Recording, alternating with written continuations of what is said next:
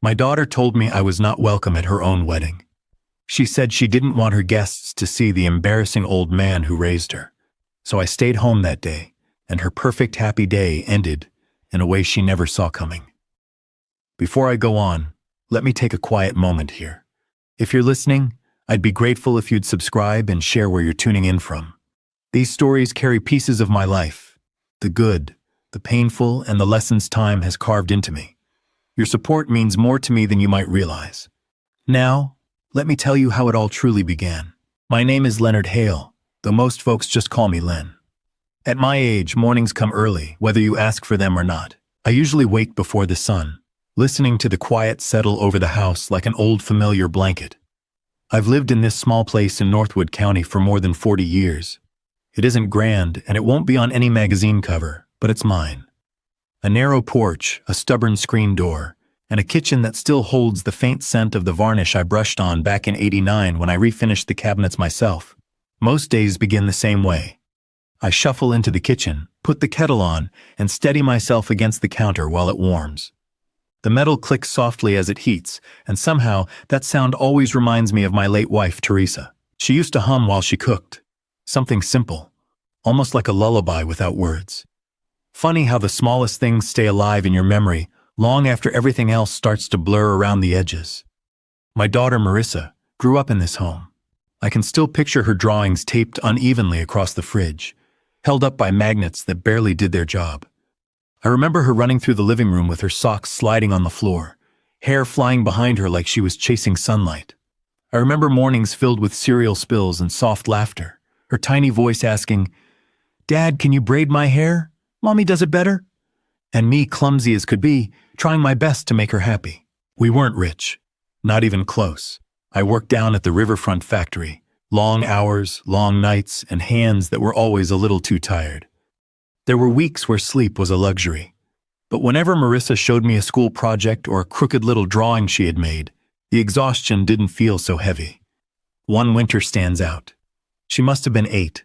The pipes froze solid, and the cold pushed its way into the house like an unwelcome guest. We couldn't afford a plumber, so I wrapped the pipes myself with numb fingers and a half-working flashlight.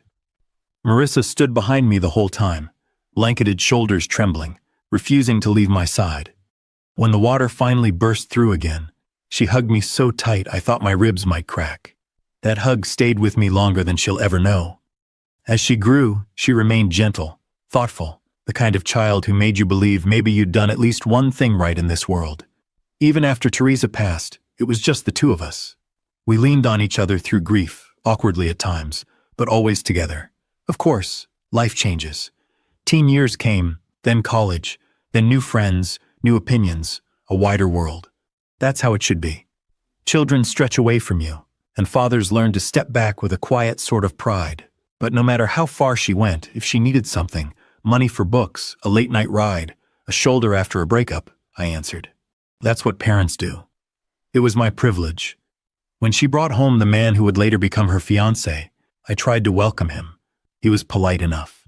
A bit stiff, a bit too polished. He kept glancing around the house like he was taking inventory of everything I didn't have. I ignored it. Some people don't understand simple living. Little by little, though, Marissa changed. Our calls grew shorter. Her tone, colder. There was a new sharpness in her voice I couldn't quite place. I didn't push. I told myself she was busy, building a life, chasing her goals, stepping into adulthood. I clung to the routines that kept me steady. My morning tea, my quiet walks to the mailbox, tending to Teresa's roses that bloomed faithfully each year. But there were moments, little moments, when something inside me tightened.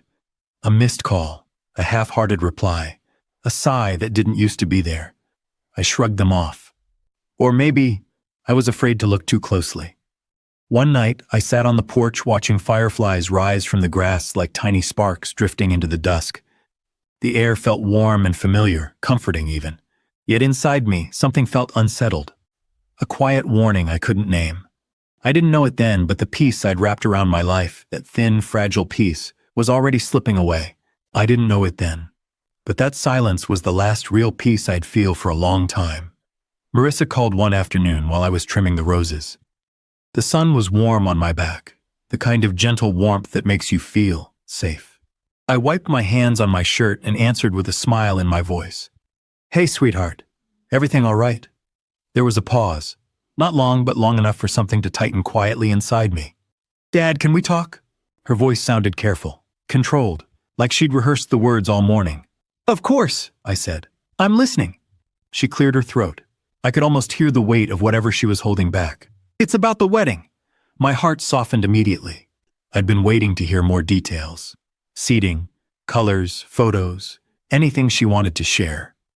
Yes, I asked, still smiling. Another pause. Heavier this time. Dad, the wedding is going to be very elegant. His family wants everything perfect. They have expectations.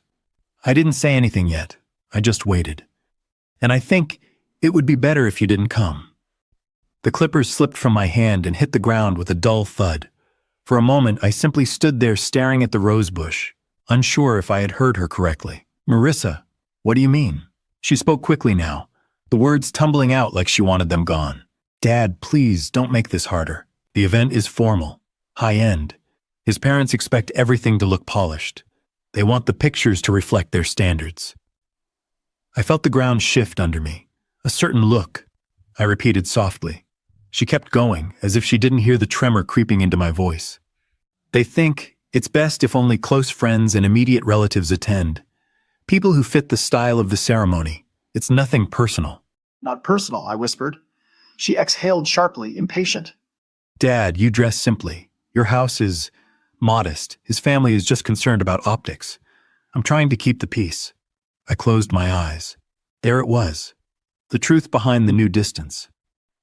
The truth behind the shorter calls, the tight tone, the hesitation. Marissa, I said slowly, are you telling me you're embarrassed of me? Silence. A long, painful silence. Then, quietly, I just don't want anything to ruin that day. You understand, right? No. No, I didn't. But I stayed quiet. The breeze rustled through Teresa's roses behind me. A bird hopped along the fence, watching me like it sensed something inside me was breaking. Marissa, I said, my voice thin. I raised you. I held your hand through every hard night. I worked myself tired so you could have what I never did. I know, Dad, she cut in quickly. I appreciate everything, truly. But life is different now. I'm part of a different family.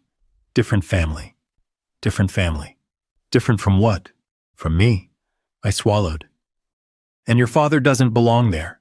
I asked softly. I just think it's best, she repeated, sounding frustrated. The guest list is tight. Costs are high. Seating is limited. Another excuse. Another wall she put between us. But, she added lightly, we'll take lots of pictures. I'll show you everything afterward. Something cracked inside me then. Not loudly. Just a quiet, clean break like old wood finally giving way. I see, I whispered. She rushed on, relieved. Thanks for understanding. I knew you would. Okay, Dad. I have to run. Lots to do. And just like that, she hung up. I stood there for a long moment. Not moving, not thinking. Just letting the truth settle into my ribs like cold water. I picked up the clippers with slow hands. A petal from one of Teresa's roses fell to the ground. Deep red, soft, final. Maybe it was foolish, but I felt like that petal falling quietly, unnoticed, unwanted. I didn't feel anger yet. Just emptiness. Like someone had quietly pulled the center out of me and left only the shell standing. I walked back into the house, past the pictures on the walls, past the chair where Marissa used to read, past the carpet she once spilled juice on, and something else rose inside me. Not revenge, not bitterness, just a slow, tired sort of resolve. Because the daughter I raised, the girl who hugged me over frozen pipes, the girl who called my workbench Dad's magic corner, would never have spoken to me like that. The woman she had become was a stranger, and strangers don't get to decide my worth. I didn't raise my voice, but something inside me went very, very quiet. That night, the house felt different. Not the peaceful kind of quiet I'd grown used to, but the heavy kind. The kind that settles into the corners and presses against your ribs. I made myself a cup of tea, just like always. 1 spoon of honey, not stirred all the way, so a little sweetness waits at the bottom. A small habit. A small comfort. I carried the cup into the living room and sat in my old chair. The cushion sagged in the exact shape of me. Teresa used to say the chair had memorized her husband. But even that familiarity couldn't settle the ache inside me. Her words kept looping in my mind. It would be better if you didn't come. They want things to look a certain way. I'm part of a different family now. Each sentence felt like a pebble dropped into deep water, soft, but echoing long after it landed. I reached for the framed picture on the side table. One of the last ones we took as a family. Me, Teresa, and little Marissa at the county fair. Marissa sat on my shoulders, cotton candy stuck to her cheek. Teresa had her arm around the both of us, smiling like she was holding the whole world together. I touched the glass with a fingertip. My hand trembled, not from age, but from remembering. "How did we get here?" I whispered. The picture didn't answer, but somehow, holding it made the question hurt a little less. At some point, I drifted off in the chair. When I woke, the blanket had half slipped off my lap, and the tea beside me was cold and untouched. My eyes burned in that way they do when sleep never really comes. The next few days passed like I was walking through water. Slow, detached, every movement a little heavier than it should have been. More than once, I found myself reaching toward the phone, wanting to call Marissa, to hear her voice, to pretend none of this had happened. But my hand always hovered, and then fell back to my side. One afternoon, I wandered into Marissa's old room. I don't know what I was looking for. Maybe the version of her who still loved me without calculation. The room was mostly empty now. The faint shadows of old posters still marked the walls. I opened the closet, and on the top shelf sat a small cardboard box, something she had forgotten. Inside were the remnants of her childhood. A string bracelet, a faded school award, a birthday card with glitter that still rubbed off on your fingers. Near the bottom was a handmade thank you card. The handwriting was crooked and uneven. "Thank you, Dad, for making me magic stairs." Magic stairs, her name for the ladder I built for her treehouse. My throat tightened. I sank onto the floor, holding that flimsy little card between my hands. It weighed almost nothing, and somehow everything at the same time. It's strange. The brightest memories hurt the most when the present grows dark. After a while, I placed everything back in the box and returned it to the closet. Not because the memories didn't matter, but because I realized I couldn't keep living inside them, hoping they would pull her back to who she used to be. That evening, rain rolled across the roof in soft, steady waves. I sat by the window and listened. Rain always made Teresa thoughtful.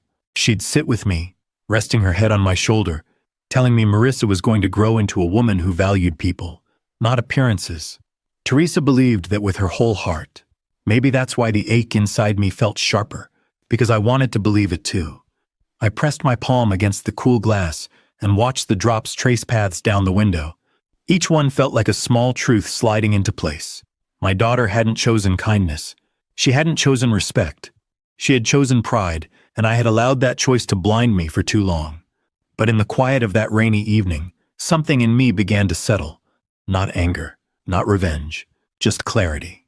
I had spent a lifetime showing up the moment she needed me, but she had drawn a line. Clear, cold, and for the first time, I knew I had to step back, not out of punishment, but out of self-respect. I stood slowly, feeling my knees protest. I walked onto the porch, letting the cool air meet my face. The rain had softened into mist. The world smelled clean, new almost. I took a long, steady breath. This wasn't weakness. It wasn't surrender.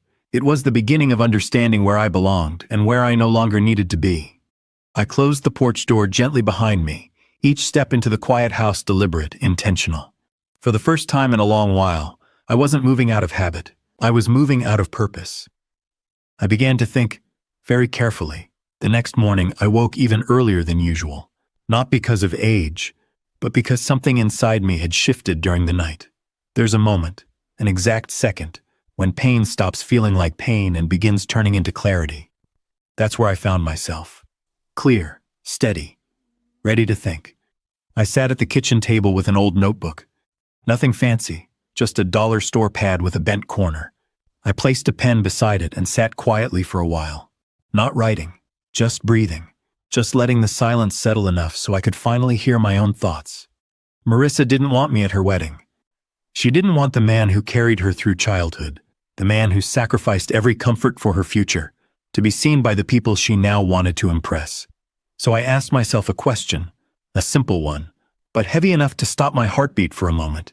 If she truly believes I have nothing to offer, what would happen if she saw what that life actually looked like? I didn't think it with bitterness.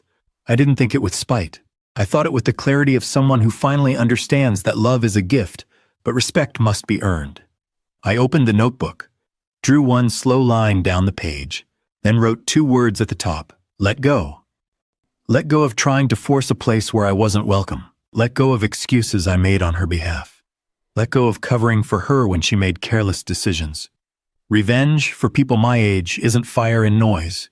It's silence. It's stepping back far enough that the absence becomes louder than any confrontation. Still, I needed to be practical. Life is not made of emotions alone. It's made of responsibilities, boundaries, and decisions. So I made a list, not a list to hurt her, but a list to free myself. Stop paying the small bills she forgot existed. Stop answering every call in seconds. Stop rescuing her from situations she created. Stop cushioning her world so she never learned to walk on her own. But there was something deeper too, something tied to the life I built quietly over decades. Marissa always believed I had very little: a modest house, a factory pension, an aging truck in the driveway. She never knew the truth. When Teresa passed, she left behind a small life insurance policy. Not much, just enough to give us a little breathing room. I invested it carefully, patiently. Over time, it grew, not into a fortune, but into something meaningful. I never told Marissa because I didn't want her to depend on it. I wanted her to earn her own life, not sit waiting for mine to end. But now, after being told I wasn't the kind of father who fit the picture, I saw things differently. If she didn't want me at her wedding, if she didn't value me in her present, then she didn't need to be written into my future. I opened the folder where I kept the investment statements. The numbers weren't extravagant, but they were enough to make a difference in someone's life. I looked at those papers for a long moment, not proudly, but thoughtfully. She banned me from her wedding, I thought, and she banned the only person who ever put her first.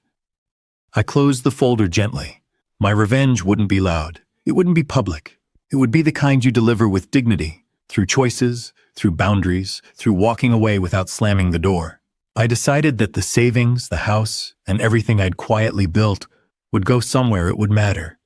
The children's library that needed repairs, the scholarship fund at the community college, the senior meal center that Teresa used to volunteer at. These were the places that still knew the meaning of love without condition. This wasn't punishment. It was alignment. Giving to the world that needed it, not to someone who only valued the shine, never the substance. I leaned back in my chair and inhaled slowly. It's time, I whispered. Time to stop waiting for someone who chose vanity over family. Time to step back from a place where I was no longer seen. Time to protect what little peace I had left. And almost without thinking, I repeated the story's truth out loud, not for her, but for myself. She banned me from her wedding, and her happy day ended right there. Not because I ruined it, but because truth eventually reaches the places where pride tries to hide.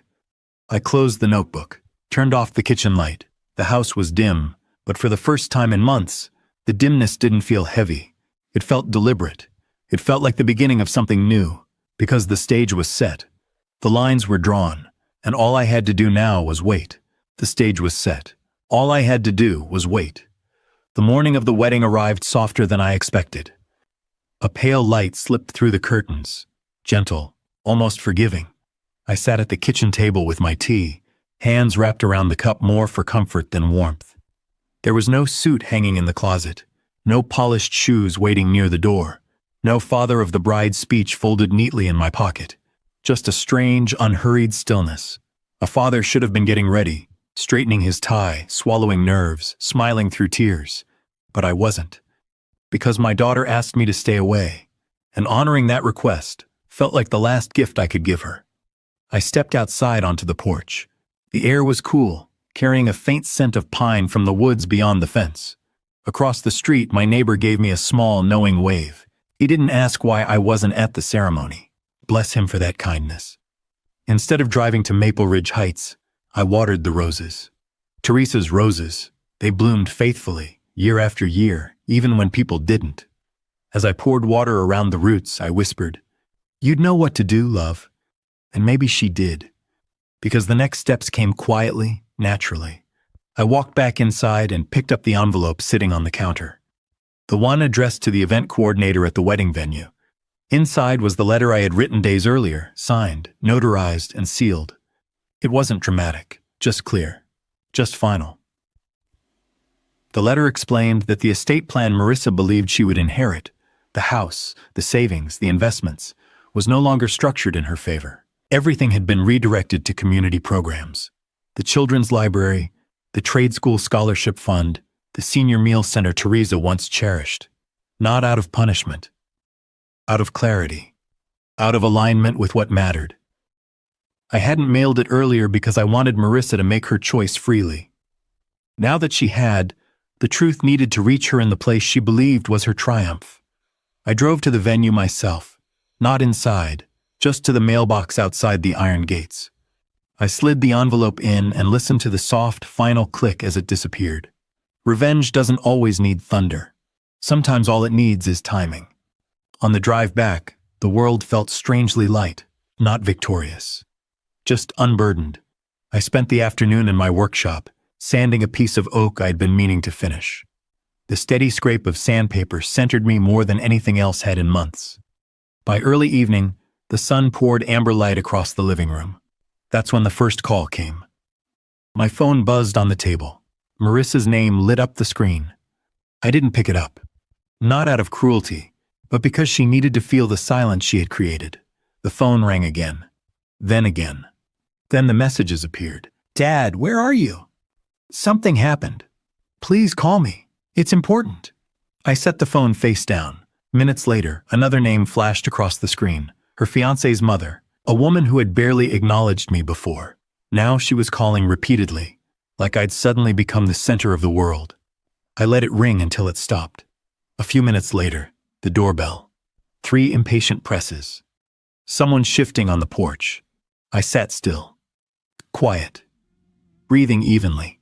Eventually, the footsteps faded. An engine started. Silence filled the house again. And in that silence, something in me finally settled. I imagined the scene at the venue.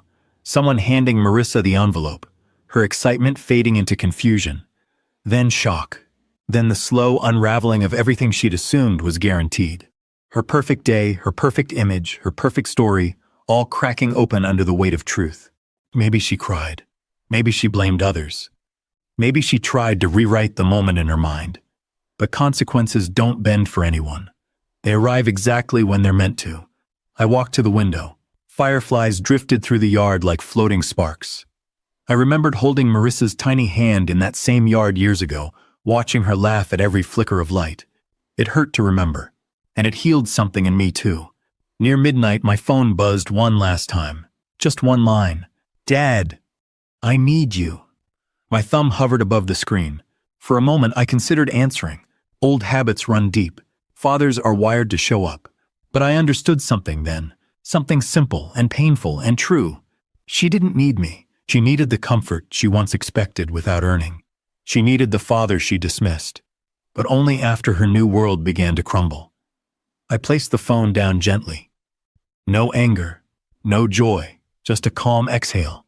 Because real revenge isn't watching someone fall. It's stepping far enough away that they finally see who kept them standing. I sat back in my chair, closed my eyes, and let the quiet wash over me like warm water. And in that quiet, I finally felt free. Sometimes the loudest moment in life is when you say nothing at all. The morning after the wedding, I woke before sunrise again. But this time, something felt different. Lighter. Steadier. As if the weight I'd been carrying for months had finally loosened its grip. I walked out to the porch with a warm cup of tea and watched the sky slowly shift from charcoal to soft blue. There's an honesty in early morning light you don't find anywhere else. No noise, no expectations, just breath and truth. I found myself thinking about Marissa, the little girl who once clung to my hand at the county fair, and the grown woman who told me I didn't belong in the life she was building. 2 versions of the same child, separated by pride, by influence, by the pressure to impress people who never loved her the way I did. And as the sun climbed higher, I realized something I wish I had understood years earlier. You cannot force someone to see your worth. You can only live in a way that honors it yourself. Being banned from her wedding, it cut deeper than I could ever describe. But holding on to that hurt would have chained me to a place where I was never meant to stay. By choosing silence, by choosing distance, I finally protected the part of myself I'd always given away too easily. And the truth is, my daughter's happy day didn't fall apart because of my absence. It fell apart because a life built on appearances cannot stand when honesty walks into the room. I didn't need to raise my voice to make a point. I didn't need to embarrass her or disrupt the event. I simply needed to step back, far enough for her to finally see the outline of what she had lost. Maybe someday, Marissa will understand the weight of her choices. Maybe she won't. Life doesn't always promise reconciliation, and not every story ends with a neat bow. But I know this: respect, once lost, can be reclaimed. Not by demanding it, but by stepping back until others recognize what your presence once meant. And if you're listening right now, if you've poured your heart into someone who forgot its value, please hear me. You are not defined by the people who turn away. You are defined by the love you gave, the sacrifices you made, and the dignity you held when disappointment tried to break you. I took another slow sip of my tea, feeling the warmth spread through me. For the first time in a long time, I felt the quiet settle in my chest like peace finally coming home. Maybe justice isn't loud or fast. Maybe it's simply being able to sleep in peace again. Would you have done the same, or something different? Share your thoughts with me in the comments. And if my story resonated with you, I'd be grateful if you'd subscribe for more.